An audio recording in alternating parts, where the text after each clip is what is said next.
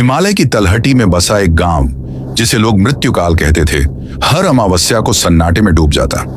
गांव वालों का कहना था कि रात को जंगल से नरबक्षी आती है, एक राक्षसी आत्मा जो इंसानों का मांस खाती है और उनकी आत्माओं को हमेशा के लिए कैद कर लेती है। कहते हैं नरबक्षी कभी इंसान थी।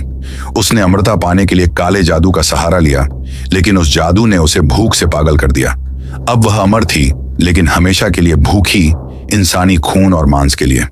उसी गांव में एक घमंडी शिकारी समीर आया। उसे नरबक्षी की कहानियां महज बकवास लगी। उसने गांव वालों का मजाक उड़ाया और अमावस्या की रात जंगल में जाने की ठानी। जैसे ही रात गहरी हुई, समीर मशाल लेकर जंगल में घुस गया। हवा में एक भारीपन था, जैसे किसी की नजरें उस पर टिकी हों। पेड़ों से खून की बूंदें टपकने लगी। समीर ने चारों तरफ देखा, लेकिन कोई नहीं था।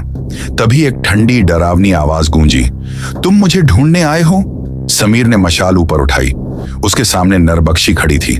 उसका शरीर हड्डियों से ढका था, आंखें जलते अंगारों जैसी, और उसका मुंह इतना बड़ा कि पूरा इंसान एक बार में निगल सके।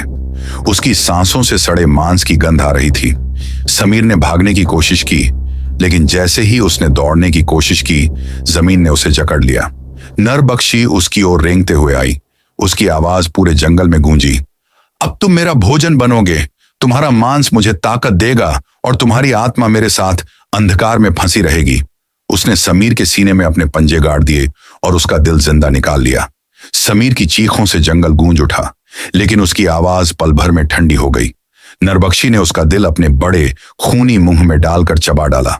सुबह गांव में समीर का शव नहीं मिला, सिर्फ उसकी खाल का एक टुकड़ा चौपाल पर लटक रहा था। खून से दीवार पर लिखा था, मैं वापस आऊंगी, अब हर अमावस्या तुम्हारी बारी है। उस दिन के बाद गांव के लोग धीरे धीरे गायब होने लगे।